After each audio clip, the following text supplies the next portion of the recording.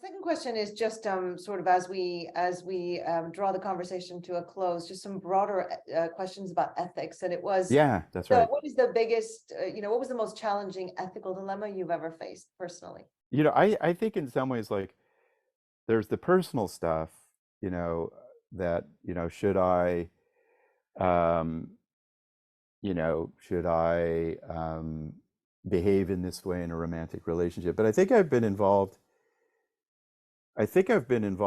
in a couple that where I really feel like I misfired or had the wrong intuitions, and now I'm really revising, and it has to do, believe it or not, with what indigenous peoples call spirit medicines or psychedelics. Hmm.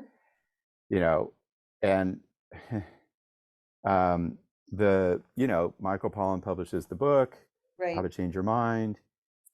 It is a cultural sensation. There are all these centers popping up, and for Berkeley as a center, there's work going on at Stanford, Johns Hopkins, NYU, Harvard, blah blah blah. It's all over. Uh, Tens of millions of people. I mean, psychedelic use is up 50%. People are microdosing and doing all kinds of crazy stuff.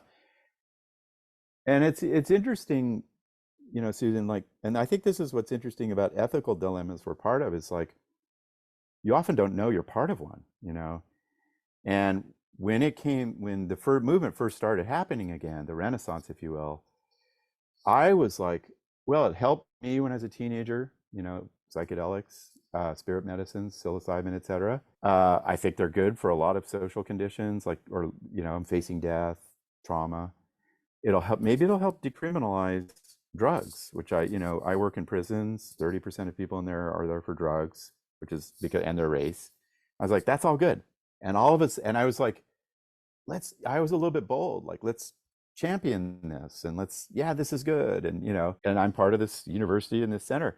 And now I'm looking at how it exploits indigenous peoples, and billions of dollars are at stake, and capitalism is running roughshod over things, with, patents and drugs. And then I look at the problems of microdosing, which I think are going to be significant. And I'm like, oh man, I better back up and adopt an ethical perspective on this.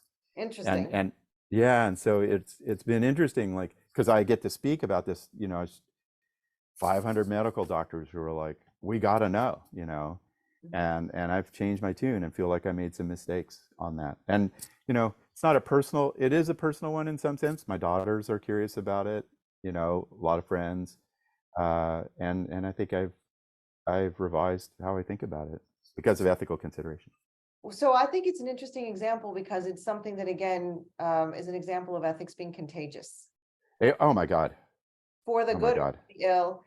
But I often say to people, I focus a lot in ethical decision making on banishing binary thinking. I don't think this is all good or all bad. I think the question, and it's the question I always ask with students, it's the question I ask with clients, it's the question I ask in my own work. It's not yes or no, it's when and under what circumstances.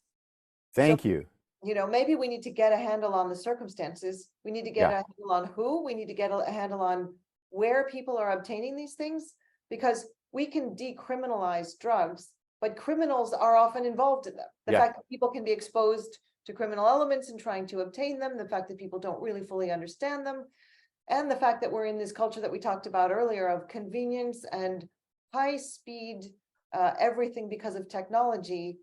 People aren't going to sit and read. I always laugh now when I pull the piece of paper out of, for example, a bottle of aspirin, and you Yeah. unravel it, or a COVID test, and it's this long and this wide, and it's in 12 languages, and it's in microprint. And I don't even have the patience to read and say, am I going to wait 3 minutes or 4 minutes and put the blue top or the red top? And I'm thinking the average person is Yeah. not going to do this, right? But there aren't even any pieces of paper around some of this stuff. So I think that's a great example, a really great Thank example. you. Yeah, and I love your deeper analysis of it, because like there I was, this naive Berkeley professor, and I have 400 people in my happiness class. One of the days I talk about psychedelics, I know my students are sharing it, and it's on all these digital platforms, and next thing you know, 8,000 people, have this message and they're sharing it, and oh, the Berkeley guy, and it's like, so we have to. It's one of the meta themes of our conversation, like these new digital viral forms. We gotta think carefully about them.